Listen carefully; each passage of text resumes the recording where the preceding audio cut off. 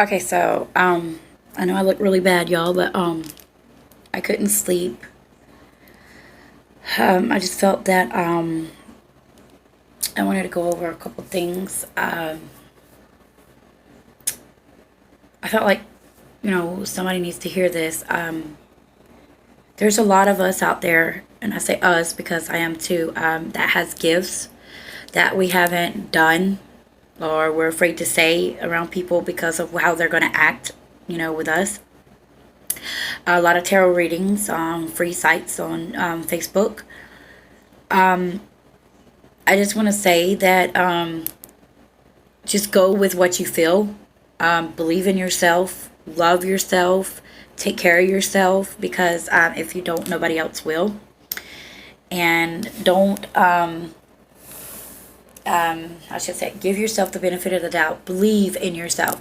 Just because you believe in yourself doesn't mean that, everybody else is going to be okay with what you do. In this world, somebody's always going to have something negative to say about somebody. There's always going to be that one person that just don't want you to be happy. You know what I'm saying? Or you cannot make everybody happy in this world. Trust me. I know. You can help everybody that, you come in contact with. But that doesn't mean that they're going to help you back. I love helping people just to see, the expression on their face. It's not so much as I want something in return because I know God's going to give, honey.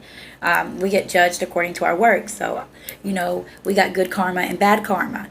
So what we dish out, we get back. What you reap is what you sow. But I just wanted to touch bases because I couldn't I couldn't sleep. Excuse me.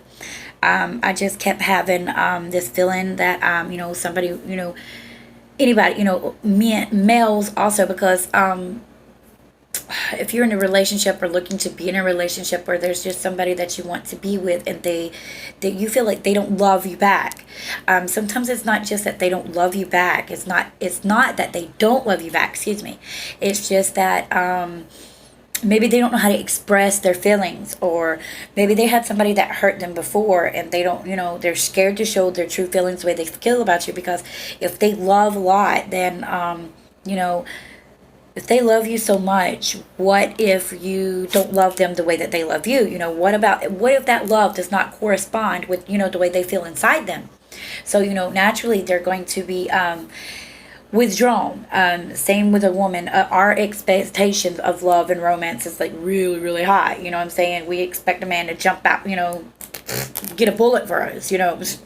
Not me. I love my husband to death. And yeah, I would, give my life for him like 10 times fold. But as far as taking a bullet, I know he loves me too. But as far as taking a bullet, honey, he gonna run and then he gonna be like, baby, you all right? He ain't gonna be standing there taking a bullet. But just because he won't take a bullet doesn't mean that he don't love me. Okay, I know he does. Also, I wanted to touch bases with a lot of people's out there doing like Reiki healings, tarot readings, angel oracle cards, or they're just trying to find their self with fertility or anything else. I just want to let everybody know that not everything in the world is bad. Just because you hear tarot doesn't mean that it's bad.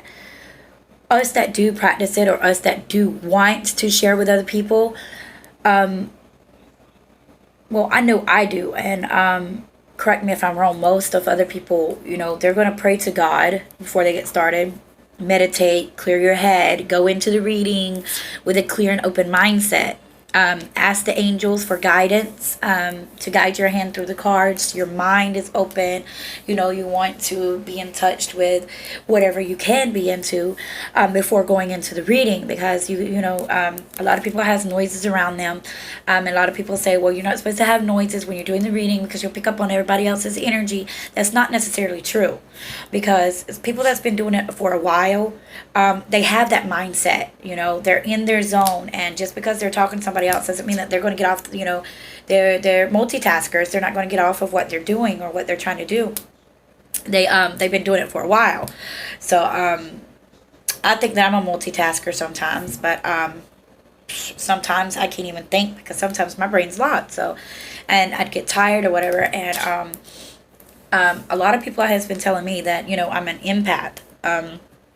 I could feel, anybody's energy. I could be like in stores or whatever and feel other people's energy. All of a sudden, I'm mad or angry for no reason at all. Or I just sad. I just want to cry. Again, people's like, "Whoa, dumbass, that's called depression." Well, yeah, but you'll see that people that has anxiety and depression is also intuitive and empathic. Empath, like they feel other people's energy. They feel how they feel. Like if I was fine and I walked by somebody and all of a sudden, I just got a jolt and I'm like,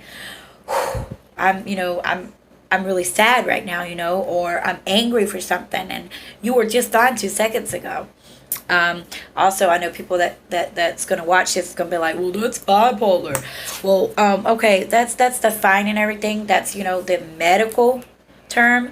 But have you thought about what God's term is? Because God's the one that He's the one that made us, and everything that we decide on in our life or our past, the way that we got treated when we were younger, or that has a big toll on it. But as we get older, we have to learn how to accommodate ourselves, how to control it.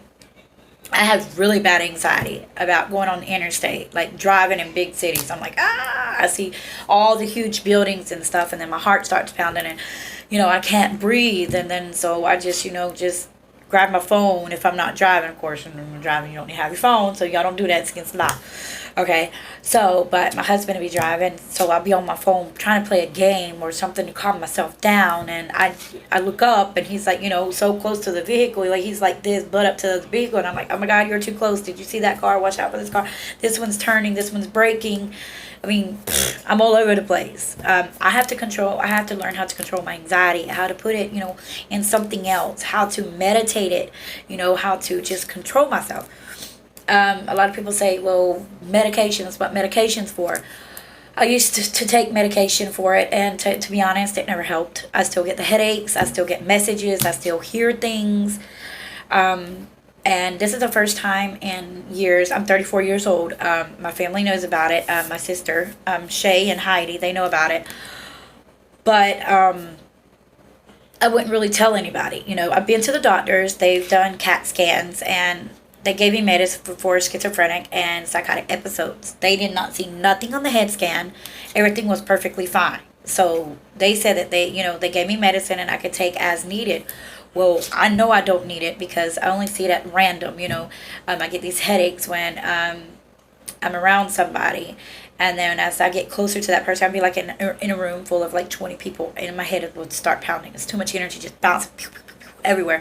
You got good energy, you got bad energy, sad energy, hyped up energy, mad energy. I mean, you got all types of different energies and auras and everything. Okay, so you go into a room. I go into a room of so many people. I'll be fine, and then my head will start pounding. If okay, this is a if I have a message for somebody in that room.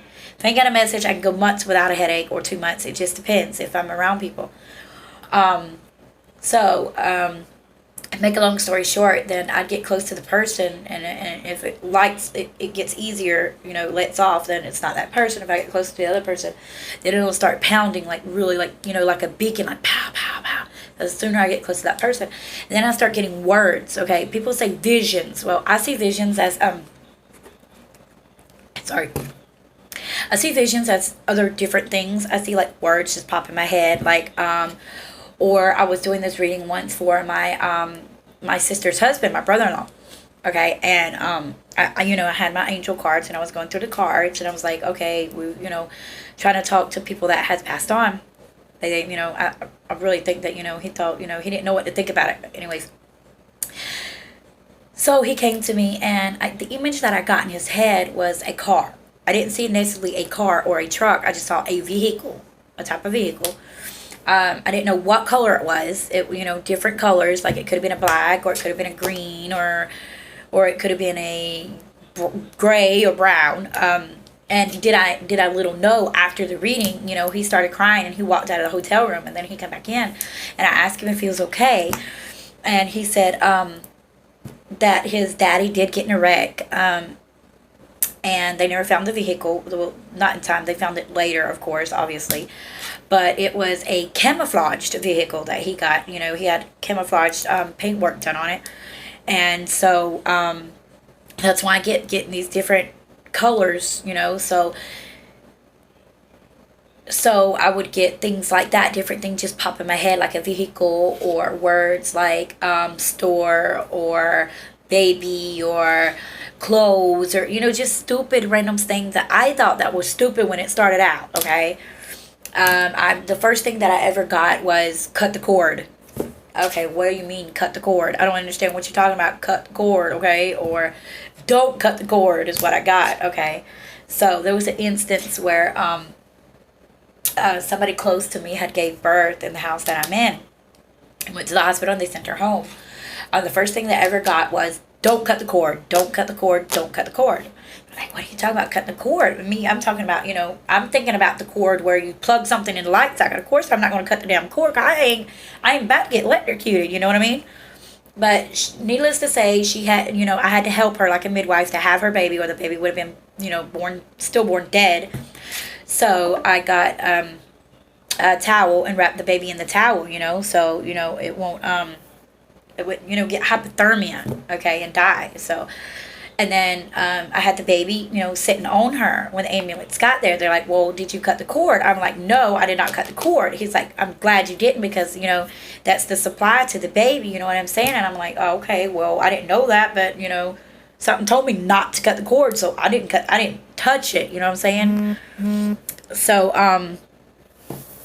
So just little things like that. People just pay attention, slow down. Mm-hmm. Slow down. Take a time out for yourself and slow down and pay attention to signs. People be like, well, God, please leave me here. Give me a sign. I'm a big world worse. God, please give me a big black and white sign. And here, if I'm be like, I want an animal because, anxiety and depression, we want something to talk to or whatever. Our husbands are working, our kids are in school, they're growing up fast, they're with their friends, they're out swimming, graduating, cruises and everything else, and we're left out. Okay, our kids are grown, or simply the baby is a baby and the baby is sleeping, don't want to handle it too much, and you're alone. So we want something to fulfill our time that that we're going through with something or someone. So we ask for guidance from God or the angels or whatever we believe in, and we don't slow down enough to take time to read the signs. And it'll just throw it at us, like little things, like you'll see dogs everywhere, or repetitive numbers like 555, 777. You could see like gas is $2.22, or you'll see a tag that says KQR 222, or just dumb stuff. Well, those are angel numbers. The angels are trying to get in touch with you and give you a sign, tell you something, and we're not paying attention. So people, we have to slow down, take time out of our busy life to pay attention. So I just wanted to touch bases about, we need to love ourselves. We need to take care of ourselves, personal hygiene. Just ask for guidance from God and the angels, because they're always here. Our loved ones are here. Let me tell you something. If I could let y'all in my heart and in my life, just tell you some of the shit that I've went through. This town, Live Oak, Florida, talks a lot of shit about me behind my back. But let me tell you one thing. I don't care if they talk shit about me behind my back. If they really needed me, I would be there. If I could help them, I would help them. Not just because, oh, she's scared of me, I'm going to kick her ass. You know what? Kick my ass. I don't care. What are you going to do to me? There is nothing that you can do to me in this life that the next life is going to hurt. Because let me tell you, this body is only given to me by the Lord. My soul is what really counts. And my soul is already God. So there's nothing nobody can do to hurt me. I ain't scared of nobody. I'm scared of God himself, because he made me and he can break me. So we just need to take time out of our life to thank God for everything we have. Even if we're in pain, thank God you're feeling that pain, that you're still alive to feel it. Thank God that you're broke, because you'll know the value of working to make that money, to value what you've got or what you're gonna get. So again, with all the tarot reading and all the Reiki or whatever, take the time out to meditate before you draw a card. If you hate somebody, or you have that what's the word? If you're holding a grudge, that's it, holding a grudge in your heart, you're not going to be able to do good tarot readings, because you have to go in with pure heart. That's what I believe. It might be wrong, I'm telling you, but I believe you have to do it with pure heart and pure of intentions. It'd be just like if you were cooking for your husband. You're not just going to sit there and cook, okay, fine, you're hungry, so I'm just going to cook you something. No, you're going to cook with love. That's why your food is so good. It's because you cook it because you want to cook it, not because you have to.